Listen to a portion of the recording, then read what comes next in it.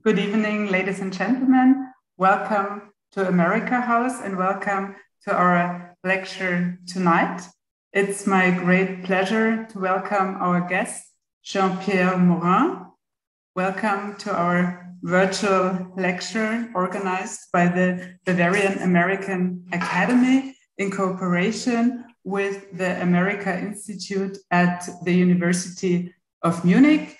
Together with Andreas Edges, we organized this night, and allow me a few words about the Bavarian American Academy. If you don't know us and you don't know our institution, the BAA is a platform and a network for research and exchange among scholars dedicated to the studies of American society and culture.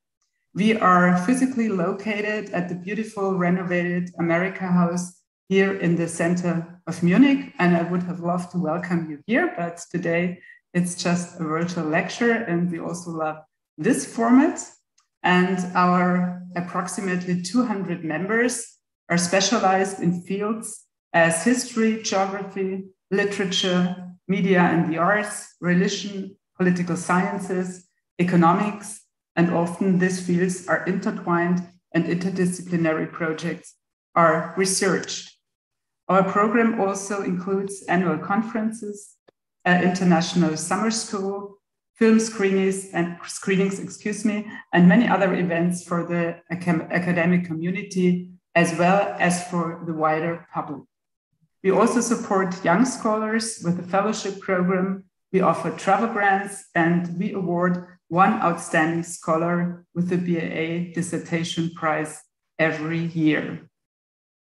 To keep it short, because I want to hand over to Andreas, please check out our website for more information, and Andreas will introduce our guest. And again, welcome to our lecture, and have a very good evening. Thank you.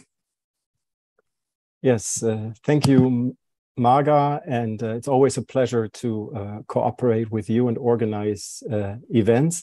And welcome everyone to this event on National Indigenous Peoples Day, as it is in Canada today. In early January of this year, the Canadian government announced the largest settlement in Canada's history, worth 40 billion Canadian dollars, which is about 28 billion euros. Half of the money to repair the child welfare system for First Nations children, the other half to compensate for the suffering of children and their families due to the residential schools. And we'll hear more about this in our talk. Canada, as well as the United States, had a similar boarding school system for Native American children, where they were torn out of their families and forced to live and be educated in those schools. Both have tried to deal with these dark chapters of their histories. Today, we want to take a closer look at the country that prides itself of having adopted the world's first multiculturalism policy in 1988, that has had a National Truth and Reconciliation Commission, and where Prime Minister Stephen Harper in the House of Commons in 2008 issued an official apology for the government of Canada, asking, quote, for the forgiveness of the Aboriginal peoples of this country for failing them so profoundly. I cannot think of anyone better than today's guest speaker to explain Canada's reparation policy to us, to provide historical context, and also to give us an honest and critical perspective than my dear colleague Jean-Pierre Morin. Since 2000, he has been the departmental historian for Crown Indigenous Relations and Northern Affairs Canada and Indigenous Services Canada, or rather, that's what it is called today. We just chatted that this is the 9th name of the department since he started working there. It was Aboriginal Affairs and Northern Development Canada, or had other names. These name changes already give an indication that the issues experts like Jean-Pierre deal with have changed over time, are interpreted in different ways, and have been dealt differently also by different Canadian governments. Jean-Pierre Morin specializes in the history of government policy and the administration of Indigenous and Northern affairs, and also very much in the history of treaty making. He's currently working on a comprehensive history of the administration of federal Indigenous affairs, as well as developing learning tools for federal public servants. In 2018, his book on solemn words and foundational documents, an annotated discussion of Indigenous Crown Treaties in Canada, 1752 to 1923, was published by the University of Toronto Press. He, besides working for the government for many years now, he has also been teaching public history, especially at Colton University. And it was through our joint interest in public history that we got to know each other more than 10 years ago, and both were involved in the founding of the International Federation of Public History, where we also both served on its first steering committee. For his work, he has received several departmental and deputy ministers' awards over the years. On his Twitter page, he describes himself as public historian, public servant, runner. I'm not sure what role the latter will play in his talk today, though I think he will run us through, give us a great overview of the issues. But in some ways, he's wearing the two other hats today, talking to us as an insider, but also as a public historian who does work outside of the government. And so the next line of introduction on his Twitter page might also fit what he does today. These opinions are mine and mine alone. Today, he will speak about the reparation of reconciliation, the evolution of financial compensation to Indigenous peoples in Canada as a result of colonialism. The talk will be about 45 minutes long, followed by a question and answer session. Please use the YouTube chat to enter questions. You can also do this already during the talk. Alternatively, you can also use the email that is provided on that page. But now let's move on to why we all gathered here. Jean-Pierre, thank you so much for being ready to speak to us today, and I very much look forward to your talk.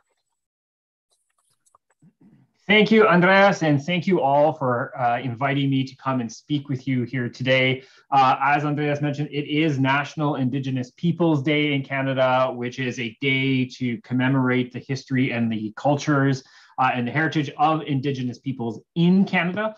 It is also National Indigenous Peoples History Month, as all part of a commemoration process that leads us to this day.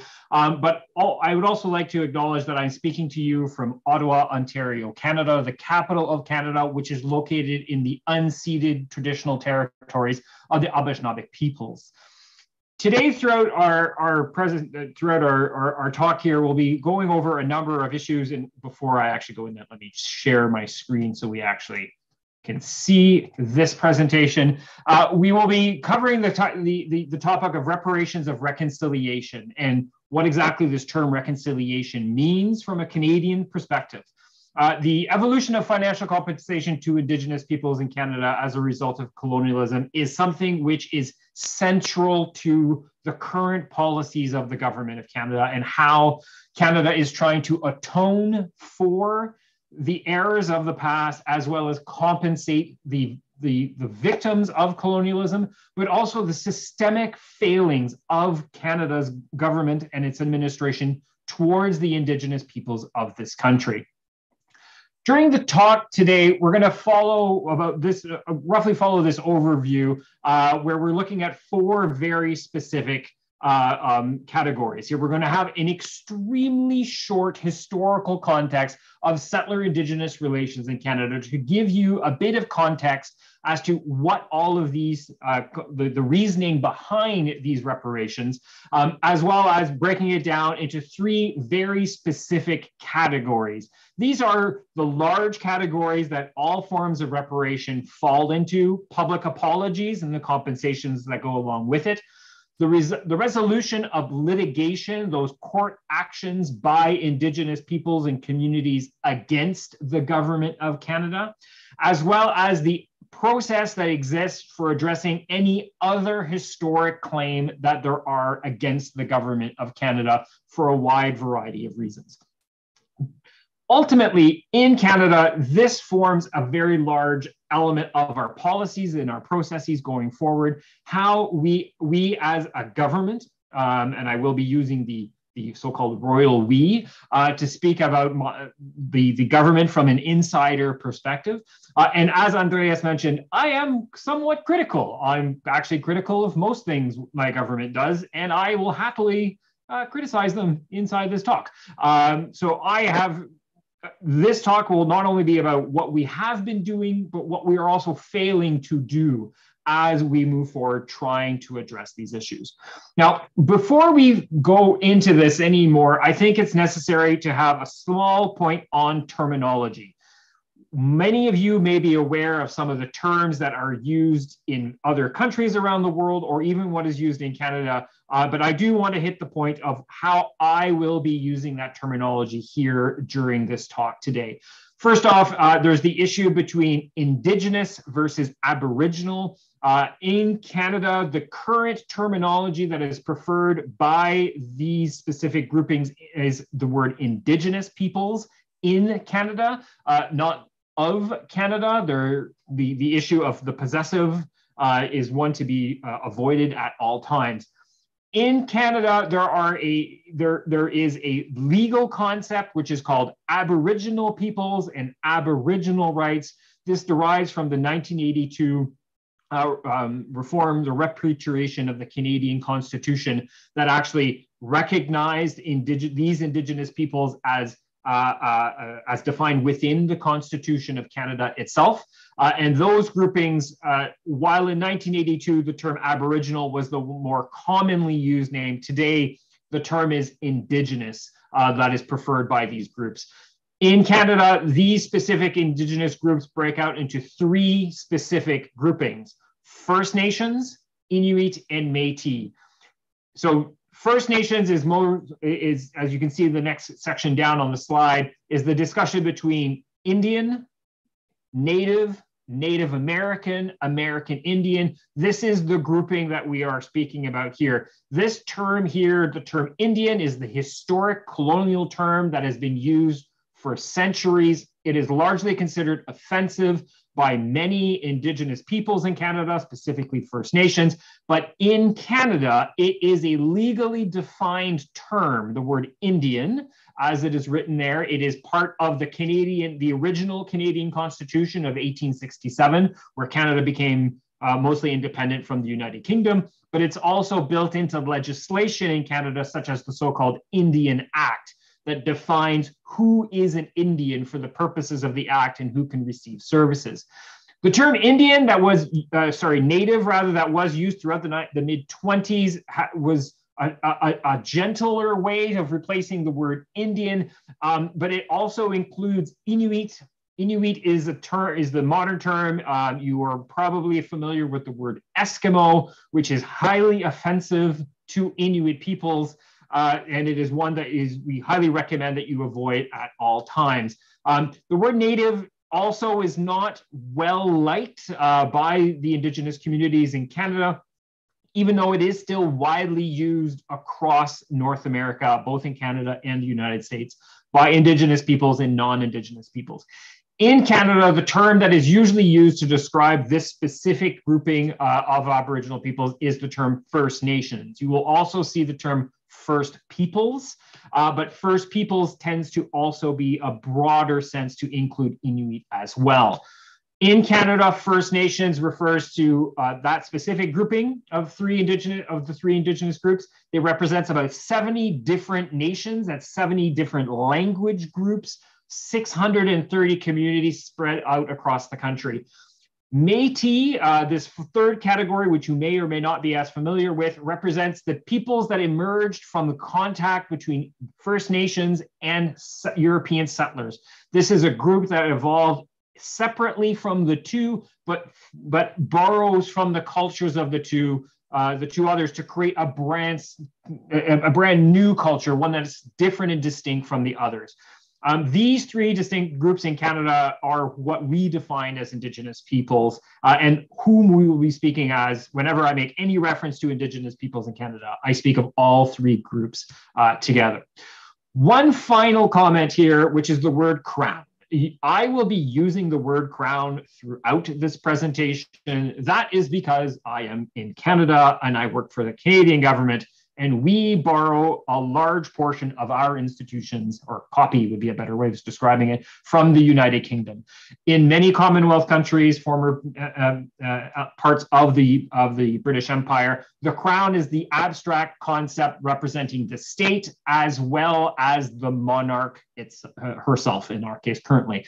So it's the same as in the United States, where they talk about the state. They are talking about the United States of America, or the state level that they're actually speaking about.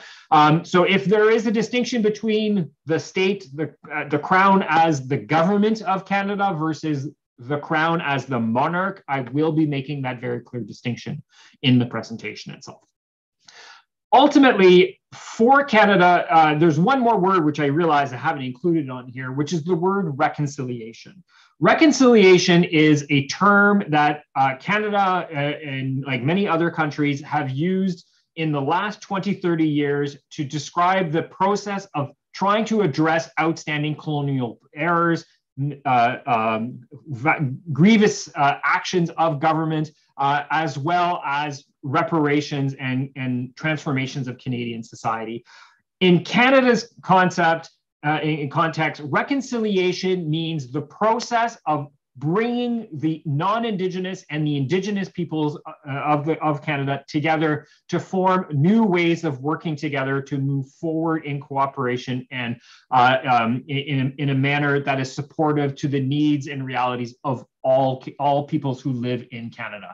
Reconciliation is a very controversial term in Canada because it is very difficult to define, but this aspect of what we'll be discussing today, the questions of reparations, is a fundamental aspect of Canada's commitment towards the path to reconciliation, as reconciliation is not an end goal, but rather is a process that involves all aspects of the government of Canada.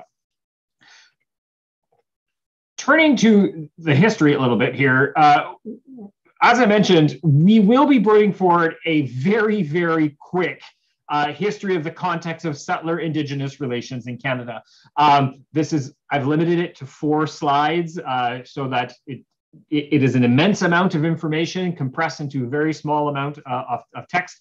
But hopefully it is only here to provide the context to explain why reparations are largely necessary. It is not an attempt to explain all elements of the history of Crown Indigenous relations in Canada. It is not an attempt to address the entire history of Indigenous peoples in Canada. And I will also take this opportunity to stress that I'm not here to recount the history of Indigenous peoples. This is for Indigenous peoples' story to tell by themselves. I am very much here to discuss the broader context that leads us towards reparations in a general sense. So ultimately, when we look at the history of Indigenous peoples and their relations with settlers, it can largely be broken out into 4 broad categories that can be defined by the changes in the colonial structure in North America. This is at the time of the peak British-French colonial conflicts, where New France is trying to take territories in the interior of North America, where it largely extends throughout the St. Lawrence Valley, all the way down through the Mississippi, all the way to New Orleans. New France and Louisiana are immense territories of the French, while the British are largely confined to the Atlantic seaboard, the so-called 13 colonies as they would become.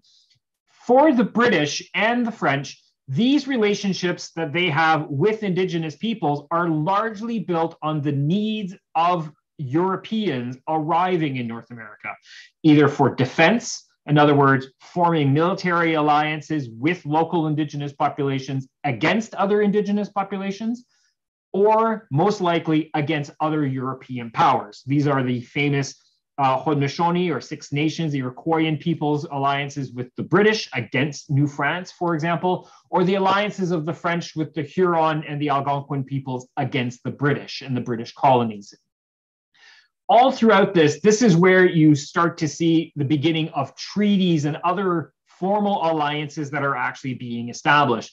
For example, in Atlantic Canada, on the provinces that are jutted out into the Atlantic Ocean in Western and Eastern Canada, we have so-called treaties of peace and friendship. These are treaties to really reestablish peaceful territories, peaceful relations rather, between Europeans and the Indigenous peoples of the region itself. They are to confirm trade alliances throughout this area as well. And all throughout the period of colonial conflict between the French and the British, the Indigenous populations are forming alliances amongst themselves, as well as with the different European powers. And these are being often solidified by treaty making. But ultimately, it's about securing the rights and the interests of both parties over these territories. And in what becomes Canada, there's a seminal moment on the 7th of October, 1763. This is where the British issue what is known as the Royal Proclamation of 1763. This is a document that establishes British colonial rule over most of North America at the end of the 7 Years' War, or the French-Indian Wars, as it's often referred to in the United States. In this document, the British not only established the boundaries of the American colonies and how New France is to be administered by British colonial administrators, but they also define lands that belong to the Indigenous peoples of North America. They establish a boundary between the colonies and the so-called Indian Territory. They establish a process for treaty making so that lands can be purchased in a piecemeal fashion by colonial agents with the Indigenous peoples that live in this territory. But at the same time, the Royal Proclamation also forms the nugget of British colonial and imperial rule over the relationships between the settler colonies and Indigenous peoples all throughout this territory. Ultimately, the Royal Proclamation is a recognition of Indigenous rights as by establishing that there are Indian territories in North America, but also solidifying that the British have a superior role, a role of superiority rather, in the face of Indigenous peoples, that they see themselves as above First Nations throughout the territory. This is very much a European settler imposition on what's happening. And it's at this time that the genesis of the government bureaucratic administration that I worked for was actually established. It's in the 1750s and throughout the 1760s that the Indian Department, a literal government agency, is established to manage these trade alliances, to control settler interactions, to negotiate treaties for the purchasing of land, but mostly to maintain peaceful relations between settlers and Indigenous peoples, but also to maintain military alliances in the face of future wars, such as the conflict that would occur between the British and the Americans during the War of 1812 at the end of the Napoleonic Wars. With the end of the Napoleonic War in Europe and the end of the War of 1812 in North America, this is where the transformation of the relationships really start to set a new course. Up until about 1815, the British are not very interested in imposing transformational change upon Indigenous peoples. They're not seeking to make them into different peoples, quote. It's after 1820, with the new policies of the British which are part of the broader scheme of ideas coming out of Europe, of every single colonizing country of Europe towards the New World and the rest of their colonies, to bring European ideas, European institutions, European ways of living to the Indigenous populations everywhere in the world. The British had this down to a fine art. They had very clear policies established by their colonial office that was to push for the civilization of Indigenous peoples in Canada. This meant making Indigenous peoples into the equivalent of white Anglo-Saxon Protestant agriculturalists. The idea that European perspectives and ideas are superior to traditional Indigenous ways of life that were deemed to be unsophisticated, quote, barbaric, unquote, depending on the period that we're talking about. This is where you begin to see attempts of the British administration to encourage Indigenous peoples to settle in model villages, like the image that you see here at Wikumakwang on Manitoulin Island in Lake Huron in the center of North America, as well as the beginning of actual attempts to educate Indigenous children in European or British, in this case, styles of education, where you have industrial schools where children are to learn industrial arts, blacksmith, carpentry, agriculture, things along those lines. At the same time, this is where you start to see the change of policies, a hardening of policies as Europeans and all over the world, but especially in British North America, which becomes Canada, a rejection of Indigenous peoples, of these attempts to change their way of life. By the 1850s and into the 1870s, after Canada becomes an independent dominion of the British Empire, this is where we start to see policies and legislations that are brought in to start to control the lives of Indigenous peoples.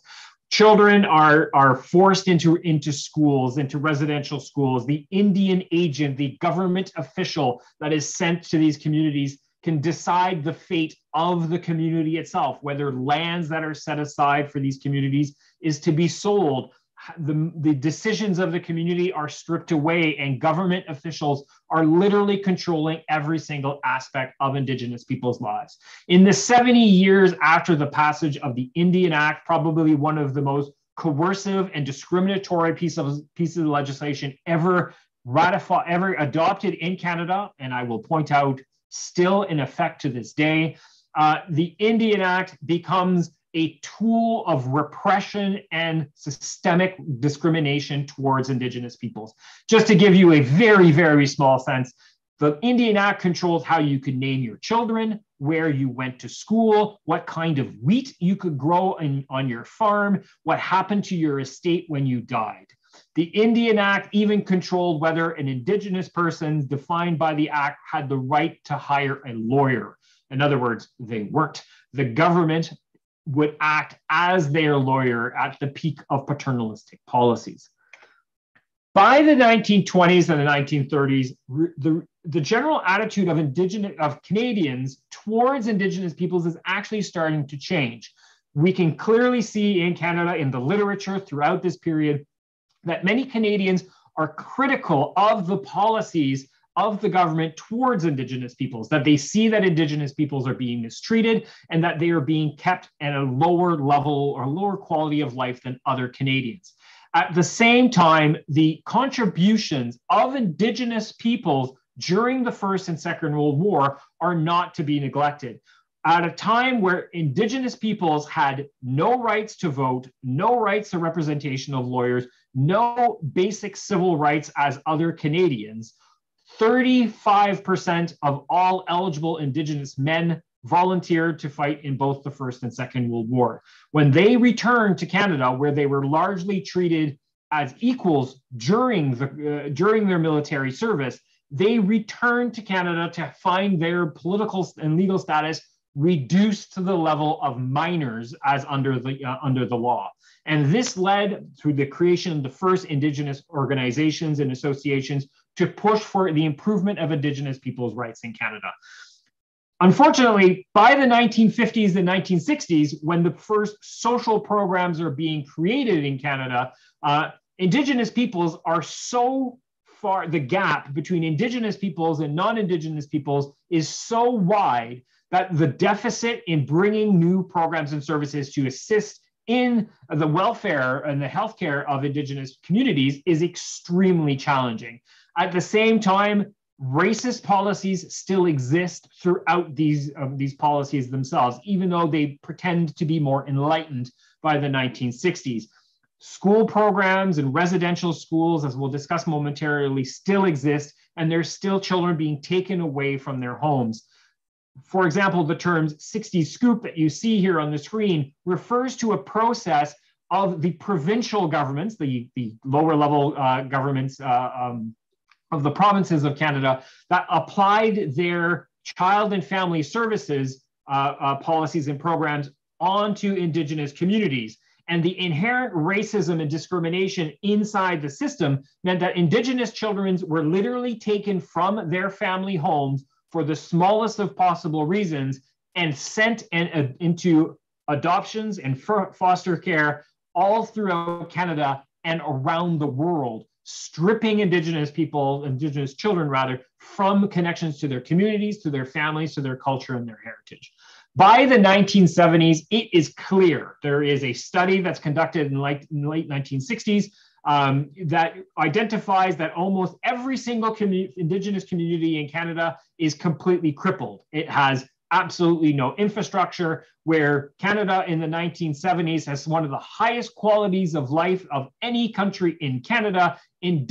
Most Indigenous communities don't have electricity, running water, or even paved roads. There is also the intergenerational trauma of children that have been sent to these residential schools who are returning, carrying the trauma that, once again, we will discuss momentarily, and it bleeding into the communities themselves, breaking down the social structures inside these communities. While Canada likes to pride itself in being an inclusive country in the 1970s, when we are building our multiculturalism policies in the 1970s, this is also when Indigenous communities, specifically First Nations and Inuit communities in Canada, are largely being discriminated against by government policies. The idea that First Nations and Inuit are in the situation that they are in because they are not trying hard enough, not because the government is shortchanging them in all of their actual way of life. By the 1980s, however, this is where we start to see a radical shift, not only in how Indigenous peoples are viewed in Canada, but also the mechanisms and tools that they have to fight back and push back against the government of Canada. In 1982, the Canadian Constitution is repatriated, it's recreated, and inside there is a specific section called Section 35. It's the very last section of the Act, and the Constitution Act actually recognizes Aboriginal and treaty rights as is defined. So Indigenous rights and treaty rights, the rights defined by treaties that are signed between Indigenous peoples and the Canadian Crown. Section 35 is a fundamental moment in Indigenous rights all over the world, because it's actually the first moment of Indigenous rights being enshrined in a constitution in any country. There are other countries that have followed suit and done very similar and much more expansive processes than Canada has. But ultimately, this has led to a new process in Canada of recognizing rights, of addressing outstanding Indigenous rights, processes of negotiating land claims for lands where treaties have not been concluded, as well as and as we'll see momentarily, an extremely strong judicial process to recognize Indigenous rights through the courts itself. At the same time, Canada has had to come to grips with its colonial past. While Canada prided itself for generations about saying how we did not treat our Indigenous peoples as badly as they did in the United States, which is a paper tiger of immense proportions, in reality, Canada was simply denying the colonial harms that it had inflicted upon Indigenous peoples. This became extremely clear in 1996 through the Royal Commission on Aboriginal Peoples, which presented a massive report and over 400 recommendations to address the outstanding wrongs in Canada. This is the genesis of the processes that eventually led to the Truth and Reconciliation Commission of the 2000s, where the harm of residential schools specifically came to light, and Canada needed to actually address this more specifically.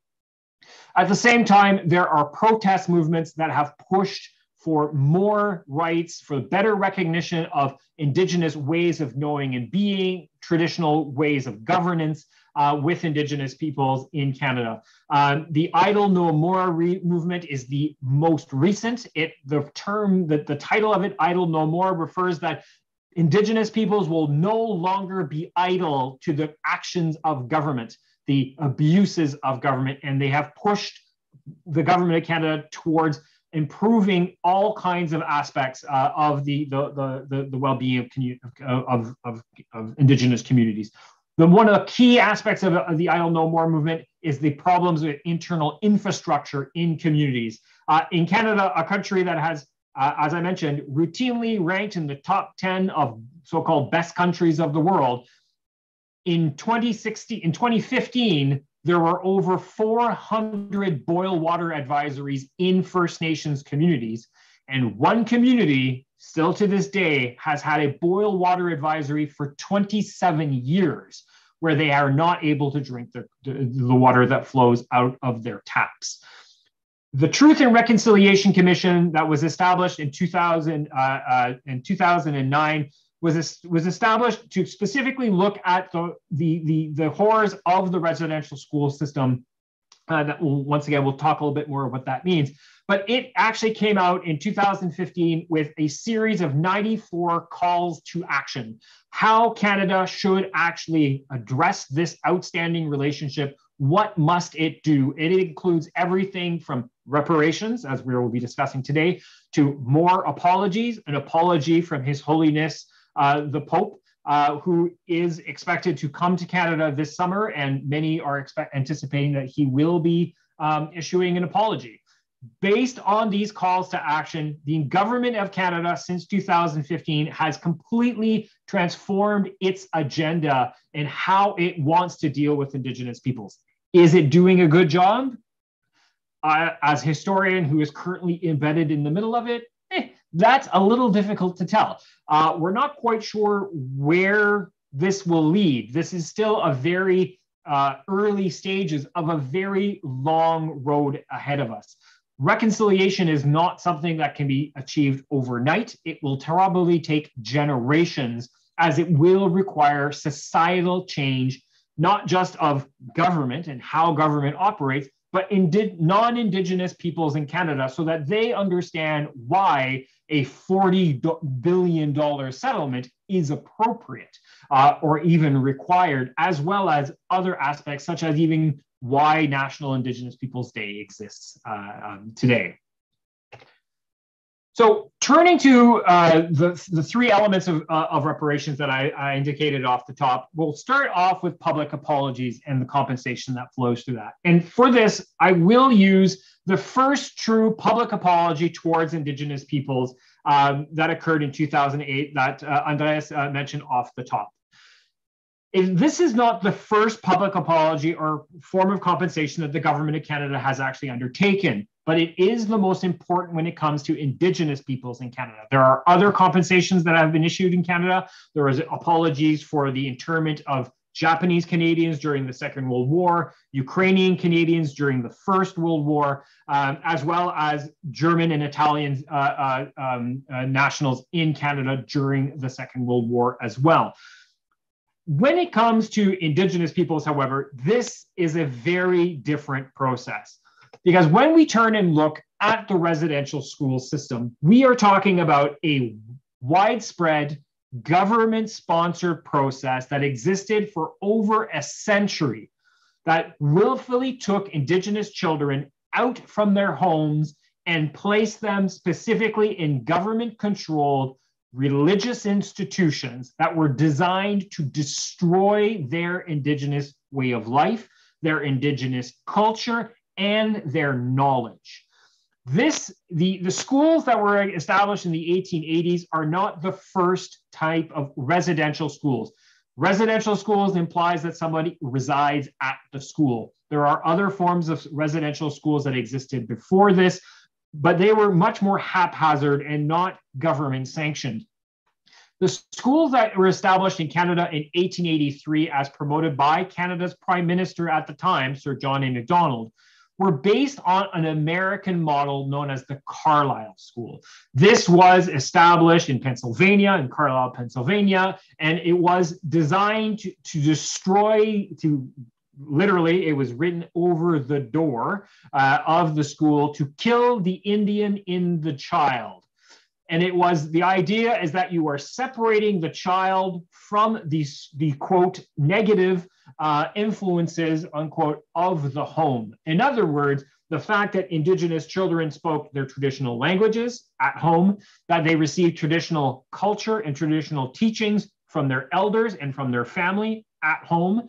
The fact that they did not live and by traditional, by so-called British ways of life were all seen as negative influences on the child. The idea was at its core that you abandon trying to assimilate the parents, you assimilate the children, and you break the transmission of knowledge from the parents to the child by replacing that with so-called better, quote, educations and, quote, more sophisticated and civilized, quote, ways of living. This was about transforming Indigenous children at their core. The system itself, the residential schools policy, was a denominational school system. It is an agreement between the federal government, the government of Canada, with various religious denominations in Canada, the Anglican Church of Canada, the Roman Catholic Church of Canada, and other the Presbyterian and the United Church of Canada.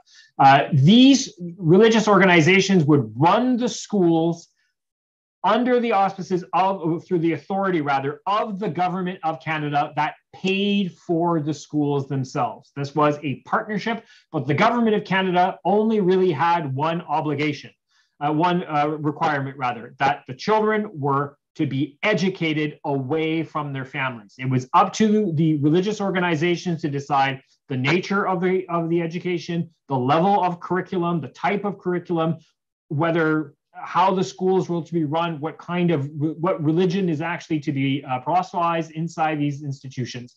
So the schools themselves are largely independent from the federal government. The government will pay for a new building, renovations, or anything along those lines. That's about it. Children would arrive in these schools, and you can see that in the image down below. They would have their hair cut or shorn. They would their traditional dress that they would have arrived in were burned as soon as they arrived. They were segregated by gender in the schools. They were forbidden to speak their languages. They were often beaten if they spoke their languages. They were not allowed to interact with their siblings. And they did not go to schools that were near their parents. So the schools themselves were racked with poor attendance. Children would run away from the schools. Parents would show up and take the schools out. This led in 1896 for the government of Canada to impose mandatory attendance to residential schools, a policy, a part of the legislation that existed in Canada until 2015, even though the residential school system actually ended. 15 years or so after the establishment, 18 years after the establishment of the program in 1900, there are 54 residential schools in operation. 20 years later, the number has doubled to 110. Roughly 60 to 70,000 children attending residential schools in every single corner of the country, everywhere in Canada. The total number of children that we think have actually attended residential schools is over 150,000 over the lifespan of these schools itself. The problems in the schools were always known. The issue of overcrowding, of poor infrastructure, poor air, unfit living conditions, substandard food, and problems of physical and sexual abuse inside these schools had been reported from almost the first day of the opening of the schools. There is a very famous report in 1907 by the chief medical officer of the Department of Indian Affairs, who went and reported on the conditions of the schools, recommending that all of the schools be redone. This led him to be fired for trying to publicize the report and to radically change in a clamping down of the actual processes of the schools. The schools continued well into the 1960s when the government of Canada announced that it would start closing down the residential schools, but it would take over 30 years or nearly 30 years to close the schools. The last residential schools closed in 1996 in Saskatchewan in central Canada.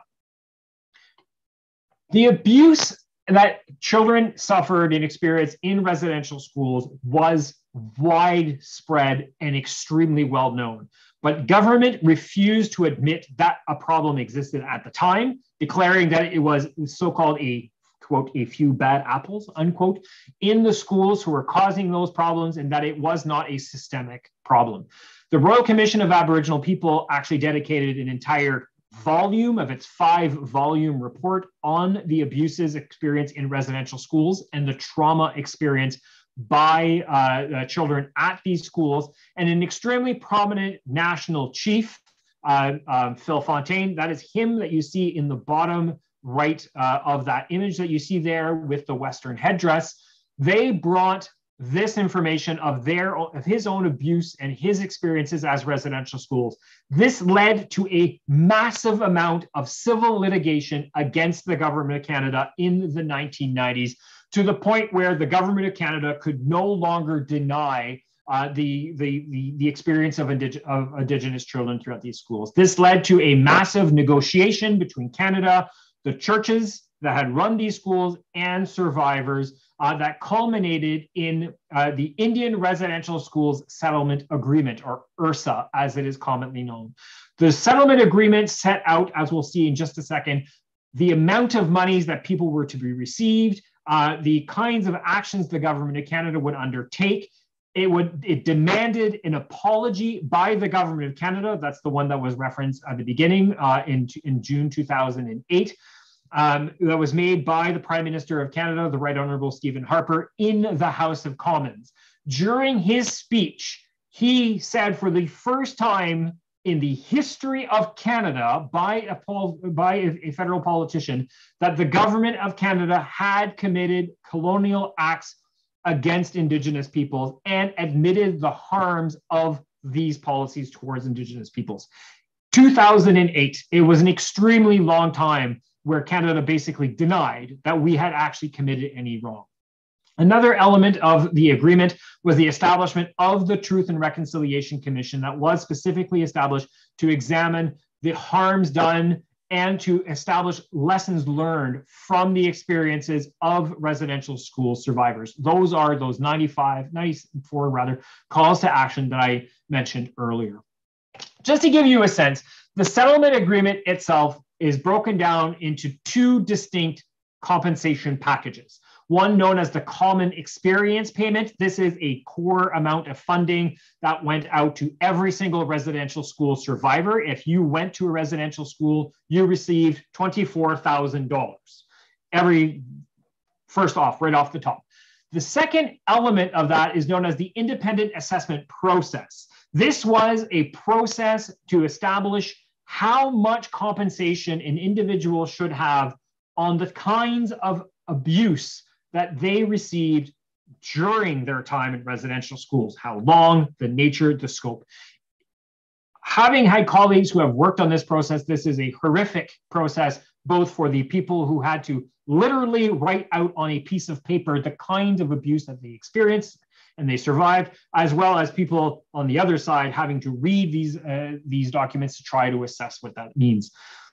Ultimately, the residential schools compensation package has totaled $4.8 billion that was paid out between 2007 and 2019 when the process finally came to an end. It breaks out into 2 aspects.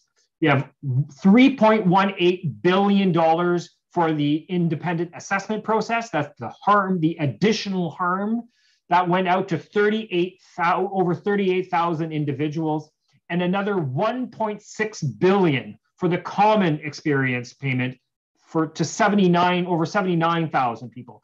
That is an immense amount of money, and at the time was considered the largest largest settlement that had ever been conducted in Canada. Now, the movement through the residential schools settlement agreement has led to other types of apologies and other kinds of reparations, not all of them financial.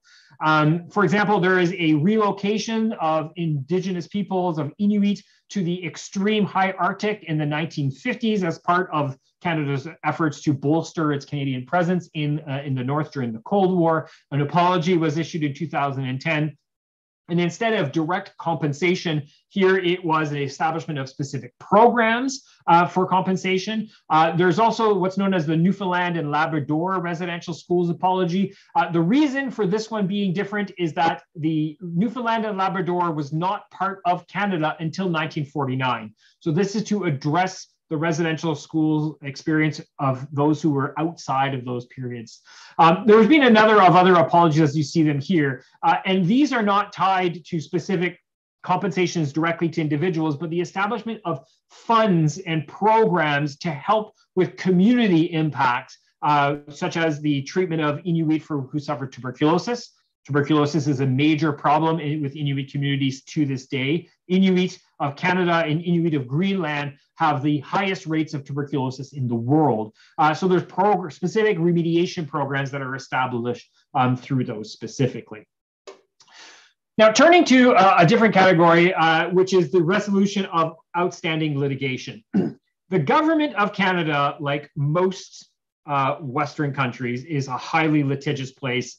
We are not nearly as litigious as the United States, but we have many similarities when it comes to the way that individuals can take actions against the government. You'll recall that I had mentioned that the Indigenous peoples had actually lost their right to actually have legal representation. And from 1927 to 1951, the government of Canada actually prohibited Indigenous peoples, or First Nations specifically, from hiring legal counsel. It actually was a fine or imprisonment on the lawyer or the solicitor who would be agreed to be hired by a First Nations individual. This caused basically a freeze on the legal processes that were already in the works, because Indigenous peoples had been using the courts to their advantage against the government of Canada since the late 19th century, when they were using the Canadian court system to slow down or even stop colonialism throughout various parts of Canada. Since the repeal of that prohibition in 1951, the number of court decisions against the government of Canada that have resulted in massive changes in our policies and in our reparations has grown considerably. There was a number of decisions in the 1970s that helped redefine what Indigenous rights and treaty rights are as defined by the Canadian Constitution, but also these pieces of litigation to address historic colonial acts are really what we're discussing here today. Because ultimately, the amount of money that Canada can pay out is absolutely massive, because the categories of litigation that for which reparations can actually be issued are largely inside these 5 categories that we have here. So errors, management of First Nations assets and funds. So this is all kinds of things, from the mismanaging of bank accounts of First Nations communities to the sale of resources that belong to the community, the taking away of lands that the communities should have had, these so-called reserve lands, or reservations as they're known in the United States, lands that are specifically set aside by the government for specific communities, things like title claims, harboring and fishing rights, as well as Indigenous childhood claims. That last category is one that follows in the footsteps of the residential schools experience. You may recall I mentioned the so-called 60s scoop. These are about the claims of Indigenous children who were forced into government-run institutions or the imposition of non-Indigenous adoption processes that have resulted in hundreds of millions of dollars of litigation against the federal government in massive class action lawsuits that the government of Canada has chosen to settle instead of actually negotiate. Just to put this into perspective, in the last 5 years alone, the government of Canada has settled $24 billion in litigation claims. And that's really only the 5 or the 6 that you see up on the screen. The most recent was just announced 2 weeks ago. This is the Siksika First Nation, where half of their reserve lands were taken from them illegally in 1910. And this was settled for $1.3 billion in lost use and other compensatory damage to those communities themselves. There's also the clean drinking water litigation. This is a extremely important piece of litigation, of legislation rather, because it deals with the systemic problems of infrastructure in First Nations communities specifically, where the government of Canada underfunded the programs to ensure that First Nations had the basic human right of clean water. This is a settlement that came down just before, right at the end of the last fiscal year. As Andreas mentioned at the beginning of this chat, I just noticed there's a typo on my screen. I apologize. In 2021, the Canadian Human Rights Tribunal issued a ruling that the government of Canada had discriminated against Indigenous children for the underfunding of the programs and services for Indigenous children in comparison to the rest of Canadians. It was deemed to have, where the government of Canada would have spent less than 20% of the equivalent amount of funds towards Indigenous people. The government of Canada recently negotiated a dual compensation, $20 billion in direct compensation to Indigenous peoples who suffered from these policies themselves, plus another $22 billion in new programming as it relates to supports and program changes to support Indigenous children in these communities. There have been other settlements. The McLean Day School is part of these childhood claims, $200 million being issued to about some 70,000 survivors of day schools. Treaty settlements, such as the 1.1 billion for the Williams Treaty, which is a treaty in the central part of the province of Ontario for non-fulfillment of treaty obligations, and another 50 million for the 60 Scoop survivor, although this agreement is currently being challenged and it is expected to balloon to over $5 billion in the coming few years.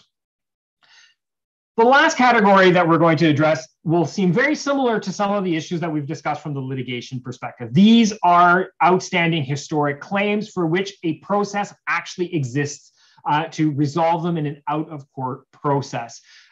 This has everything to do with how the government of Canada has negotiated and managed treaties with Indigenous peoples, the treaties that have been signed over the course of a 400-year period, almost 300-year period across Canada, how the government of Canada has implemented these, and the actions of the government of Canada over the actual management of reserve lands, of Indigenous peoples' assets, as well as how we actually manage the acts and legislation that actually derive from it.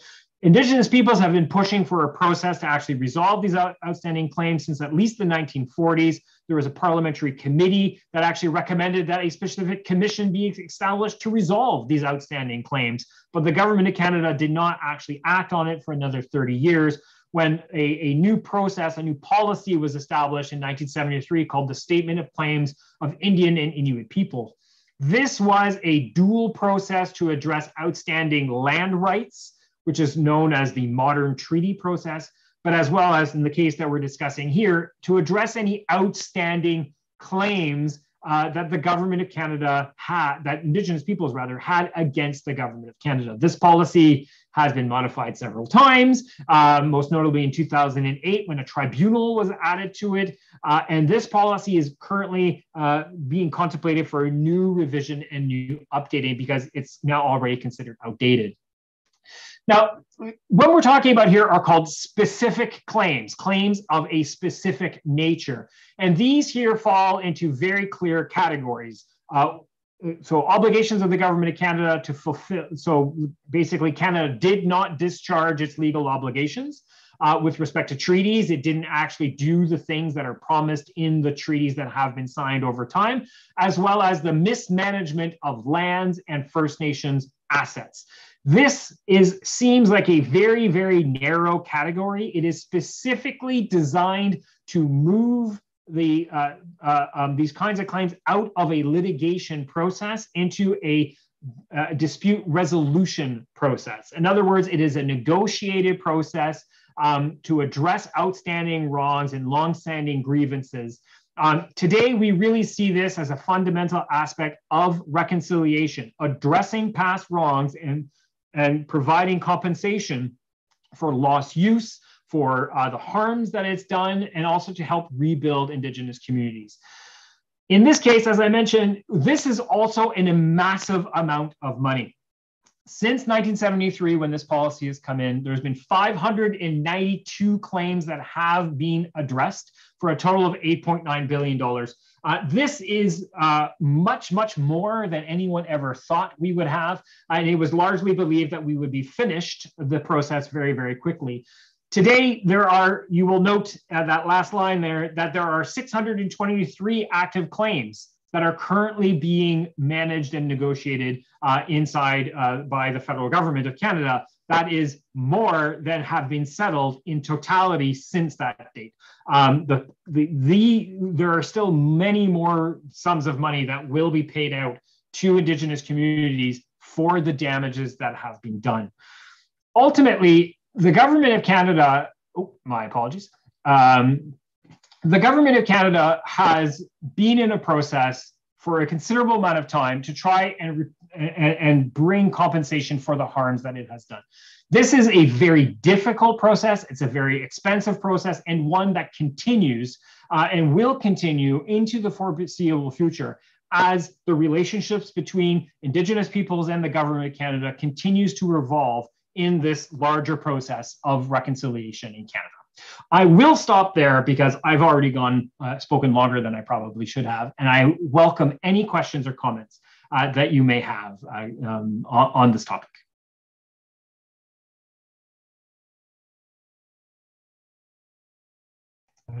Thank you so much, Jean-Pierre, for giving us this fantastic overview, both broad but also very specific. Taking a look at all of this. Now, probably as a German, I shouldn't ask this question, but why both has it taken so long to end some of the policies? You mentioned one of the schools, the last one being closed in 1996. And why has it, in the case of Canada, taken so long? And I mean, you're still in the middle of it, or not even in the middle of this whole process. Was it to some degree the fear of what might come once you actually start paying money and how complicated this is? Was it more of a denial? And did international pressure play a role in finally getting Canada to do that? Or was it really more or less a domestic debate? Those are great questions. On your first question on the reason why it took so long to close the residential schools, the policy in 1967 was that the schools would be closed when there is something to replace them with. So in other words, you close a residential school so long as there's somewhere else for the children to go. And in fact, in some cases, government moved too quickly and closed the only available schools for hundreds of kilometers around, meaning the children had no more access to schools. At the same time, there was a process to transfer from 1972 onwards to transfer Indigenous control of the schools to the actual Indigenous communities themselves. And it took until 1996 for the last of the schools to actually, for that process to happen. So there's a fear in Canada of both moving too quickly and not quickly enough, which has historically led to a form of paralysis. There is also the fact that, like many countries, the fear of the ballooning cost of reparations, or the act of admitting that we have caused, that we have done harm, will lead to more litigation, more reparations, more actions. So the idea has always been that we must move very slowly in a very concerted effort. But ultimately, in Canada, historically, I'm talking about 3 weeks ago, it has always been about Indigenous communities in Canada needing to force the hand of the government of Canada to actually get us to really move on these actions. Is it international pressure? To a minor extent. Canada doesn't like to be embarrassed on the world stage. Canada likes to pretend that it is a beacon of human rights. In reality, it is a beacon of human rights until you start looking at our Indigenous history and our Indigenous colonial settler relations, where it is the literal polar opposite. But really, it's about how complex, on the one side, it's about being forced into this. On the flip side, it's about how complicated it actually is. When we often think that if we settle this now, here's your sum of money, this issue finished. This was in 2008 when the apology was issued. for residential schools. It was largely deemed of, we have now apologized, we can now lay this to rest. The issue that the government of Canada and all Canadians are realizing is that the concept of apologies and atoning for the harms of the past are different in Western European, North American societies. This idea that I have apologized, I have compensated you, and now we are finished, is not the same with Indigenous communities. With Indigenous communities, it is a process where the apology is the first step, and the creation of a new society and new relations is the ultimate goal, and we are nowhere near there yet. Mm-hmm. Well, we already got a number of questions, and I'd like to encourage those listening and watching to please add your questions in the chat function of YouTube, or send them by email. One question is, and I think that connects with what we just discussed, is what role have Indigenous peoples played in election campaigns in Canada? Maybe that's both the issues related to them, because they're just a tiny part of the population, right? They don't really have a major impact in elections themselves, but have the issues played a role? Is that something you even can win elections with, or you better hide? Well, that's an absolutely fantastic question. So, as a piece of context, First Nations and Inuit in Canada did not have the right to vote until the 1950s, 1960s. They were denied the right to vote, the idea that they were minors and therefore did not have the right to vote. It's only in 1960 when First Nation status Indians in Canada had the right to vote. But you're right, the population density of Indigenous peoples is extremely small. It's just over 4% of the Canadian population are Indigenous peoples, and they are largely scattered across the country in small communities that are population-wise overwhelmed by non-Indigenous communities, except in the more rural and the northern parts of Canada. For example, in the territory of Nunavut, 85% of the population of the territory is Indigenous. And in the Northwest Territories, which is just to the west of it, it's 51% Indigenous. Largely, Indigenous peoples have participated in Canadian politics. They have been members of parliament. They have been ministers. They have been senators. Our current governor general is an Inuit woman. But at the same time, Indigenous issues rarely are part of the broader political debate in Canada. We would argue, as somebody who has studied this, I always used to say that until 2015, no government had ever campaigned on an Indigenous issue in the history of Canada. In 2015, that changed with the release of the the Truth and Reconciliation Commission. This became an actual policy platform, an electoral platform campaign of the current government, the government of Justin Trudeau. And it was the first time where this was seriously debated during leaders' debates and during the parliamentary elections. And we've had two other elections, but we have not actually had that much interaction. There are other issues that have occurred. We had a global pandemic, which was part of the last election, and there were other world crises that have taken center stage. It bubbles up every now and again, but it doesn't really seem to have a sustained, like a staying power. And part of that is the fact that for most Canadians, this is not really their issue. It's somebody else's issue, and it's part of that societal change that's required. Mm-hmm. Since you just talked about your current prime minister, there is a question about him, who built his government as the one that would champion reconciliation with Indigenous peoples. 7 years in, how have they done? Well, you know, this is a very tricky, as a historian looking at it, and this will one day be my job to write this history. It's a very difficult question to answer, because on the one hand, no government has done more to change the realities of Indigenous peoples, of change the way government works. More money has been spent on Indigenous issues in the last 7 years than in the last 100 years combined. We are talking about budgets of $20 to $30 billion a year alone, just dedicated to the Indigenous portfolio.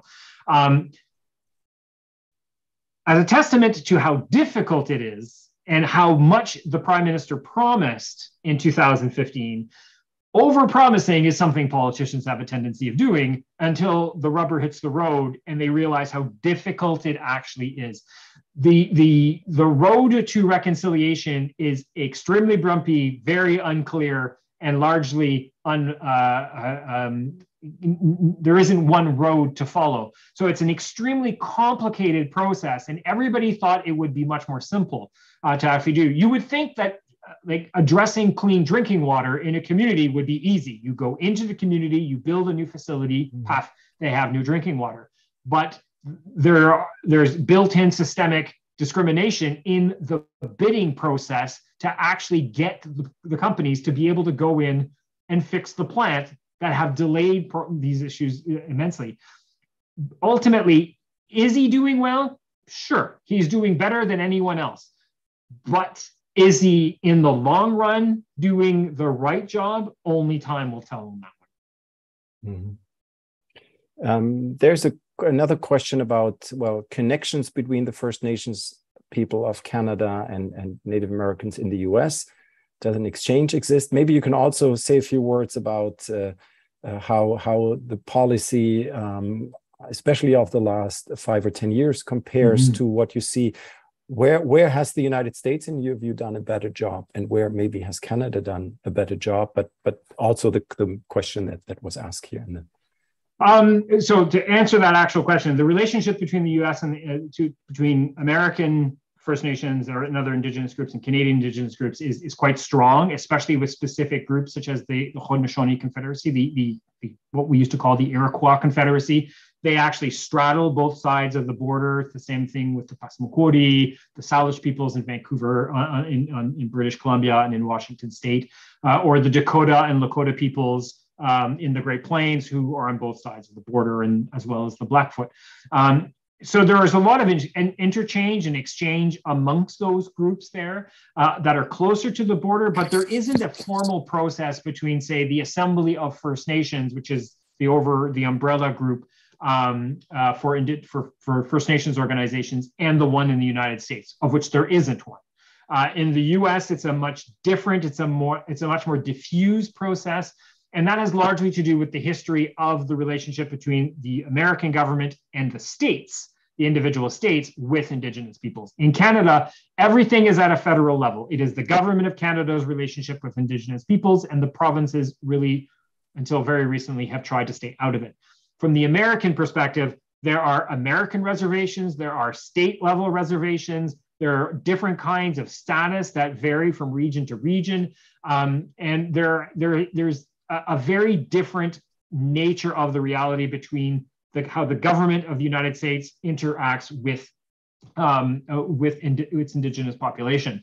The fact that the Bureau of Indian Affairs, which is kind of like the equivalent to the department of my departments, but it's not really. It's a much, much smaller institution. It's not about program delivery. It's not about managing the welfare, or trying to improve the welfare of Indigenous peoples. It's really, at this stage, well, it's a little bit lost, in my opinion. I won't say the last 5 years, because that was under Trump, where that relationship was excessively strained. Under the Obama administration, we had the first meetings of the President of the United States with a Congress of Indigenous Peoples of the United States. They had 2 meetings right towards the last few years of his administration, where it was believed that improvements were coming. But even there, the Obama administration made promises to Indigenous peoples in the U.S. that were never really fulfilled. The Bear Ears land issue in the American West under the Trump administration very much soured that relationship, even more so than what was happening on the generally through that administration. The Biden administration right now is in a different era. They have appointed the first Indigenous woman, as the Secretary of the Department of the Interior that's responsible for Indian affairs, as well as they are now grappling with their own legacy of their Indian boarding school system. The American boarding school system closed earlier than the Canadian system. It closed in the 1960s, but they are realizing now that the impacts of those residential schools, which they have been largely denying, are very much at the forefront. They, in Canada and in the United States, unmarked graves of children are being identified on the sites of these schools. And in the United States, there is a push for a different approach to recognize the harms created by the settler society and by colonialism in the United States. It's burgeoning. We will see what happens. I can only hope that they fully embrace the need to examine this legacy, but I am not 100% convinced that it will survive this administration. Mm-hmm. And also, if you think of the issue of reparation, racial segregation, especially slavery, is an even bigger issue there. Right. So I don't really see the United States moving in that direction. You just in your answer, you also briefly mentioned the provinces, and there's a question: what role have they played, or are they currently playing in the reconciliation reparation process? We so much heard about the national level and Ottawa and. Well, ultimately, that's because that is how the system works. So in 1867, when the Dominion of Canada was established, the Canadian Constitution has two sections in it called Section 91 and Section 92. Section 91 are all the responsibilities of the federal government, and at subsection 24, it says that the government of Canada is responsible for Indians and lands reserved for Indians. And Section 92 has no references whatsoever to anything about Indigenous peoples. And historically, the provinces have always washed their hands of anything with Indigenous peoples and always said that they are the responsibility of Ottawa and the federal government. Now, the provinces can't really do this anymore. They know that they must actually try to do something about this. When it comes to reparations, they're not involved with the reparations aspects. It is all falls to the government of Canada, and they always push back, saying that is Canada's fiduciary responsibility under the Constitution for any forms of reparations. This is being tested in the courts right now. There are courts, there's legal processes currently ongoing challenging the province of Ontario as having reparations to Indigenous communities in the province of Ontario. But when it comes to the reconciliation process, many provinces are very engaged with trying to solve this problem and address it because it has a direct impact on their economic well-being. Because Indigenous peoples know that they are on those resource-rich lands. Canada is a primary resource exporter of massive proportions, and any way that they can disrupt that has an impact, and that is one of the main ways, the main things that provinces are trying to address. Mm-hmm. I think there's a question that partly relates to this, which is about higher education, access to Canadian universities. When you started your presentation, you said that the capital is on unceded land. I know from colleagues at universities that also include this in with their address kind of. So is that a place where also the provincial governments or the universities, by offering scholarships for those whose land was taken away, has that been one response maybe? Not really. So the question of unceded land is part of the process of treaty making in Canada, which is still ongoing. But when it comes to post-secondary education, or actually Indigenous education as a general rule, it's largely a factor of the federal government that pays for or provides scholarships for Indigenous youth to go to post-secondary institutions. Canadian Indigenous populations are just over 4% of the Canadian population. Of the totality of First Nations, Inuit and Métis, they form the smallest slice of Canadian university life at the post-secondary level. So it's a very, very low or it's a very low number that actually go to post-secondary education. And that's actually not managed by the federal government. The federal government gives the communities money, and the communities themselves redistribute that money to their communities, to their community members. That being said, universities across Canada have created specific bursaries and programs to encourage. Carleton University, where I'm at, has a specific studies program, Indigenous studies program, that actually has monies specifically set aside for Indigenous peoples to come. But it's at the university level.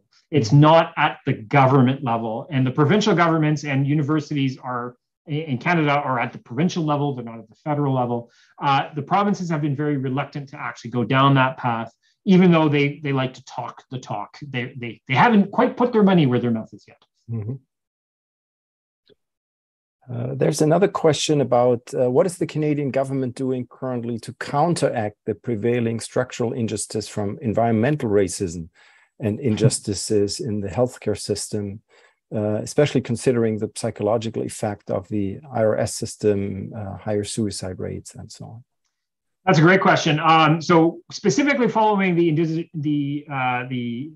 Indian Residential School Settlement Agreement, there was an actual foundation called the Aboriginal Healing Foundation that was established to try and come up with processes, indigenally, culturally significant and respectful processes run by Indigenous peoples for Indigenous peoples to help help them cope with the horrors of residential schools.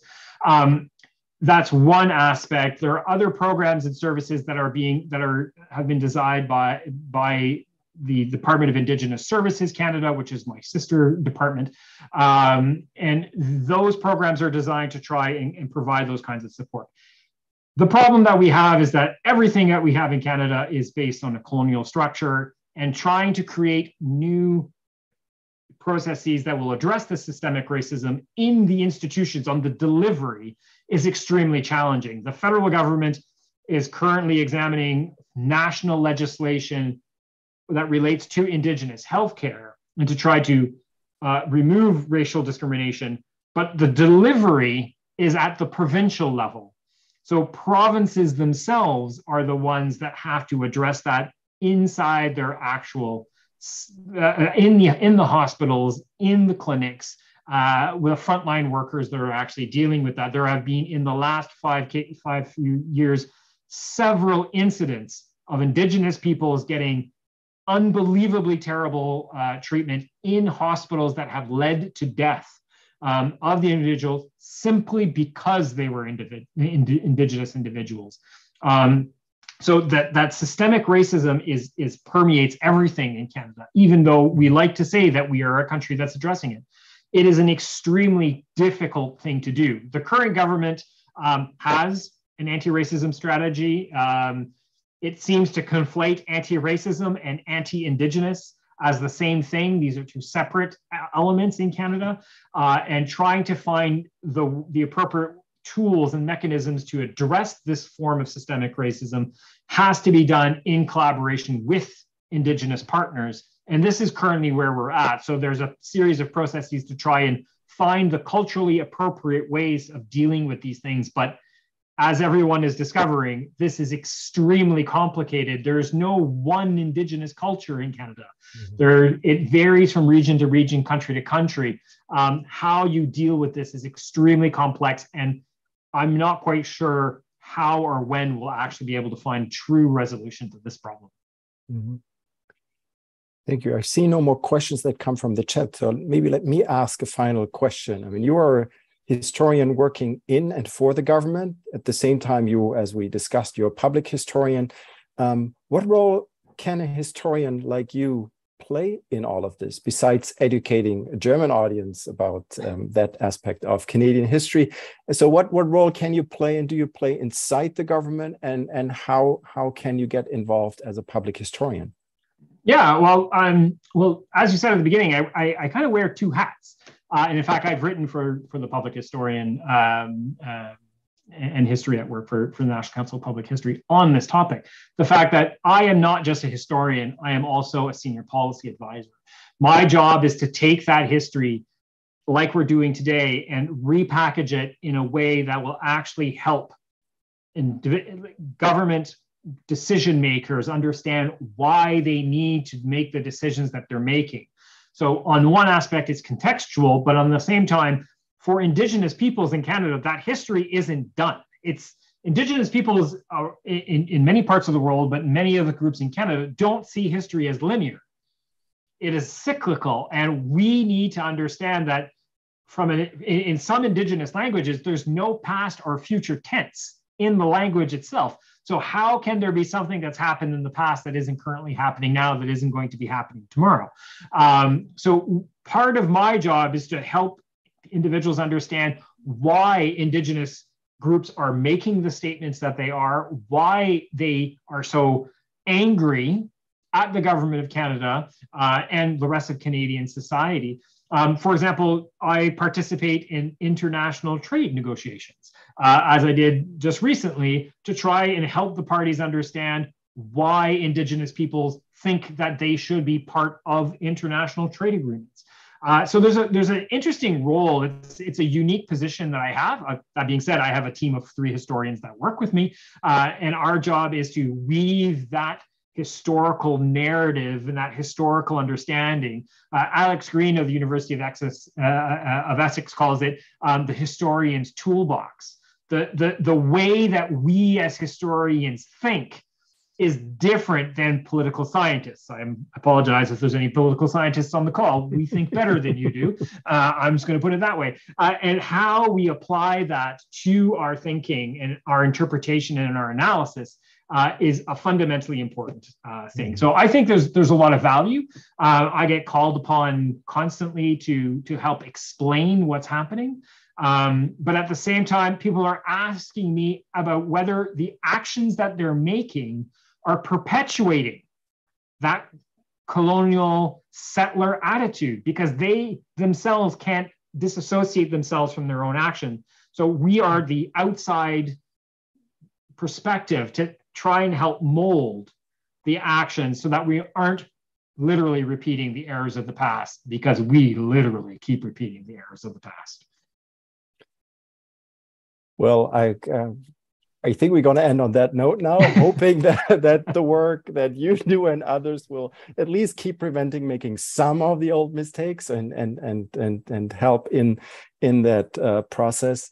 Jean-Pierre, thanks so much again for taking us through that history, talking about the current affairs, deep background, a lot of current affairs information and the interpretation of that, and your very open words.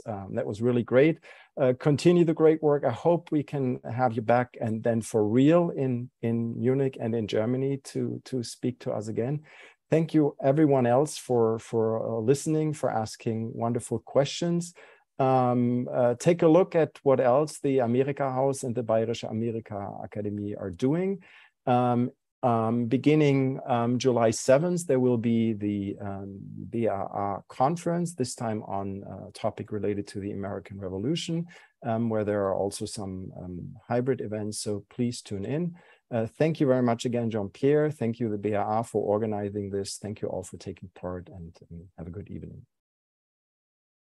Thank you very much.